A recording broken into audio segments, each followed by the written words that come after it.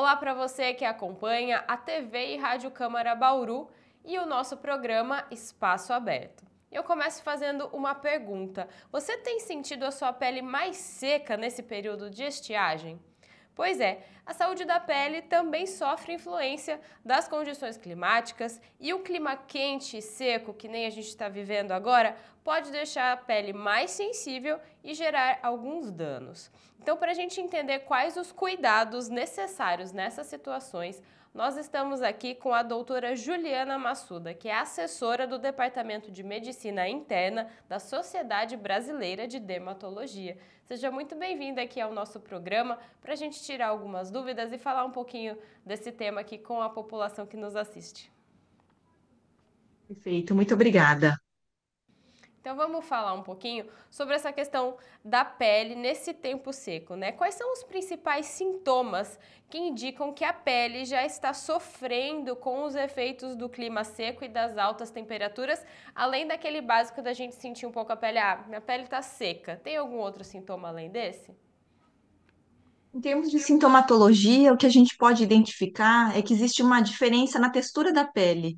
A gente consegue observar ela mais áspera, apresentando até algumas áreas meio descamativas, escamações, e também um quadro de coceira, que também leva a outro alerta, além de uma hipersensibilidade da pele. Um sintoma assim, em que normalmente a gente não sente nada, mas às vezes começa a dar uma ardência, um ardor, também já são sinais de alerta.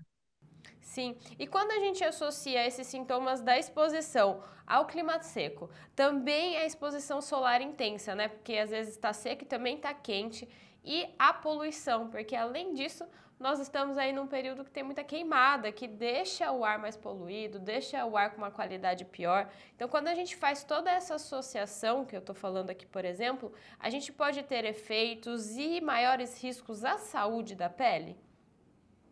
Sem dúvida nenhuma. O que acontece é que a nossa pele ela funciona como se fosse um grande escudo. Com a perda da hidratação da pele, em vez da pele se tornar um escudo, ela passa a ser como se fosse uma peneira. Parte das coisas que a gente entra em contato todos os dias, desde agentes bacterianos, agentes virais, a própria poluição, a própria exposição solar, que deveriam ficar externamente, parte disso acaba entrando na região mais profunda da pele, gerando um processo de inflamação. Então, isso tudo combinado culmina com um processo de pró-inflamação, gerando sintomas e problemas à saúde da pele. E as pessoas, nesse período específico, elas costumam procurar os serviços da dermatologia ou serviços médicos com algumas reclamações específicas em relação a isso, em relação à pele, seja do rosto, seja do corpo mesmo, né? É uma época em que a gente vê um aumento de fato da procura ao dermatologista, os nossos consultórios acabam ficando mais cheios, serviços universitários, os serviços também públicos de saúde, porque a gente vê um aumento. Existem algumas doenças, por exemplo, uma que é bem prevalente no mundo, bem conhecida, a gente chama de dermatite atópica. Um processo inflamatório, causa coceira, acomete desde crianças muito pequenas, lactentes mesmo, até os idosos. E esse quadro, por exemplo, ele é muito agravado, essa dermatose, por conta da condição da pele seca. Então, a gente vê que há um aumento nessa época do ano, além de que nessa época também alguns pacientes acabam sendo submetidos a alguns procedimentos dermatológicos, até cosmiátricos, mas aí a secura da pele agrava ainda mais o processo de recuperação desses procedimentos. E olha só que interessante a gente falar que as pessoas procuram esses serviços nesse período, porque eu tenho um dado interessante, inclusive da Sociedade Brasileira de Dermatologia, que fez uma pesquisa junto ao Instituto Datafolha, em parceria com o Grupo L'Oréal, que apontou que 54% dos brasileiros com 16 anos ou mais nunca passaram por uma consulta com um dermatologista. Então, é muita gente, né? E já que a gente está falando desses cuidados com a pele, especificamente no período seco, ainda existe essa dificuldade das pessoas entenderem que esse cuidado com a hidratação, com a saúde da pele, é realmente um cuidado com a saúde, não é uma questão de beleza ou de estética? A gente tem essa preocupação, esse dado de 50%, 54%, ele é um dado alarmante, né? Chama a nossa atenção de que mais da metade dos brasileiros nunca passou numa consulta com um dermatologista, e a gente recomenda fortemente que os pacientes procurem, né, esses atendimentos. A gente sabe que o dermatologista é o profissional com maior capacidade em termos de conhecimento técnico, de habilidades de conhecimento da pele, para indicar, né, os produtos adequados, os cuidados adequados. Lembrando que a pele é o maior órgão do ser humano, né? E é através da pele que a gente entra em contato todos os dias com todos os agentes que a gente tem contato. E é inclusive através da pele que a gente tem a sensação do tato, né? Até a sensação do carinho que é transmitida entre as pessoas, para vocês verem o protagonismo da pele perante a vida do ser humano. Sim, e se você quiser, inclusive, trazer um alerta, né? Porque esse cuidado com a saúde da pele, aí seja no tempo seco ou não, também é uma questão de prevenção do câncer de pele, do envelhecimento precoce, do risco de manchas. Então é importante alertar as pessoas em relação a isso. Ah, sem dúvida, porque a gente sempre fala que o melhor remédio, na verdade, é prevenir. Então, se a gente puder detectar essas alterações de maneira precoce e intervir com procedimentos menos invasivos, né, do que deixar o processo inflamatório ou um câncer de pele ou uma mancha evoluindo, sempre o tratamento vai ficar mais dificultoso, vai ser mais difícil para o paciente. Além de Uhum. tudo, a gente sabe que o dermatologista também tem a capacidade de fazer orientações de medidas de prevenção. Por exemplo, coisa que as pessoas não sabem, mas a hidratação da pele per si é um método de prevenção para que a gente tenha condições inflamatórias, é um método de proteção para que a gente evite também processos infecciosos, porque essa barreira vai ficar íntegra, vai ficar restaurada.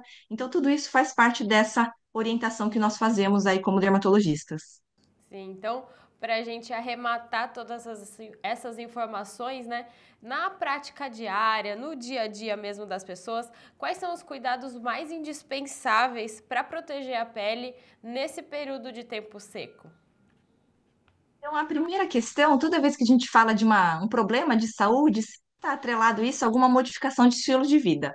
A gente brinca que se com diabético a gente orienta a consumir menos açúcar, se com paciente com hipertensão a gente orienta a consumir menos sódio, no caso da pele seca, a primeira orientação que a gente precisa dar é a orientação de banho, né? O banho, na verdade, quando ele é muito prolongado, ele resseca ainda mais a pele. A água também deve ser em temperaturas mais brandas, mais mornas, não aquele banho extremamente quente. O uso do sabonete deve ser feito com muita parcimônia. Devemos evitar ao máximo o uso de esponjas, de buchas, por exemplo, que agravam ainda mais a restauração dessa barreira da pele. Banho é uma questão de brasileiro, mas banho é uma vez por dia, gente. Brasileiro, não sei por que tem essa mania de fazer 4, 5 banhos por dia. Isso vai agravando ainda mais a hidratação. E, obviamente, depois desse banho, então, bem orientado, vale a pena usar, sem dúvida nenhuma, hidratante. Lembrando que a hidratação, ela é muito mais bem absorvida logo depois do banho. Nossa pele, ela está mais úmida, facilita a penetração do hidratante e os poros da pele também ficam mais dilatados, ou seja, fica mais fácil desse hidratante penetrar. Então, essa é uma orientação fundamental também. E você citou essa questão da mudança dos hábitos, do estilo de vida. Por exemplo, beber água também ajuda a saúde da pele? Sem dúvida nenhuma. Porque o que acontece? Na camada mais superficial da pele, ela além de puxar um pouco de umidade do ambiente, daquele hidratante que a gente aplica, ela puxa também de uma outra camada da nossa pele que se chama derme. A derme, na verdade, a hidratação dela vem exatamente da hidratação que circula em nós. Por isso é fundamental que a gente faça a ingestão, por via oral mesmo, de líquidos, né? Tá certo. E tem alguma orientação específica para criança, para idoso? Às vezes a pele tem características específicas, né? A criança, na verdade, e o idoso são as duas faixas etárias populacionais que mais sofrem com a secura da pele.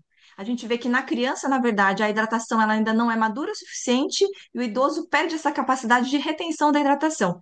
Então, nas crianças e nos idosos é fundamental. Da mesma forma que a gente faz escovação de dente, hidratação da pele deveria ser uma rotina, tá? E essas são duas faixas etárias aí de alerta em que essa orientação deveria ser assim mais feita com mais regularidade, inclusive. Então, hidratação da pele, parcimônia com os banhos, aí com a água quente.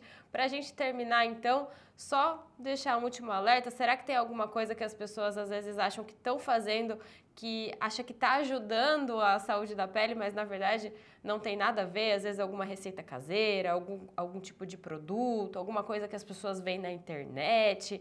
Enfim, tem alguma última dica, alguma última orientação para passar para o pessoal? A dermatologia, acho que para tudo na vida, né? Quanto menos é mais, a gente fala. Então, muito cuidado com essas orientações de rotinas, de cuidados com a pele que a gente vê na internet, né? Existe uma série aí de produtos que têm uma grande quantidade de conservantes ou alergenos, que a gente fala que são substâncias capazes de provocar alergias na pele, ou substâncias, por exemplo, que numa faixa etária de criança e adolescente não é um produto adequado para ser usado nessa faixa etária. Então, a gente precisa personalizar esses cuidados e menos é mais. Então, essa rotina de 10 produtos, 12 produtos, isso não é uma coisa, primeiro, nem factível e nem do ponto de vista de rigor científico, a gente não tem nível de evidência que respalde o uso de tantos produtos assim. Ou seja, não precisa gastar muito dinheiro. Não, pelo contrário. A hidratação, a boa e velha hidratação, na verdade, é acessível a todas as camadas populacionais. Tá certo. Muito obrigada, doutora Juliana, por essas dicas e essas informações sobre o cuidado com a pele nesse tempo seco que a gente está vivendo aqui, especialmente em Bauru. Quem é daqui sabe. Obrigada, então, doutora, e obrigada a você também que nos acompanhou nesse conteúdo aqui no nosso programa Espaço Aberto da TV e Rádio Câmara Bauru.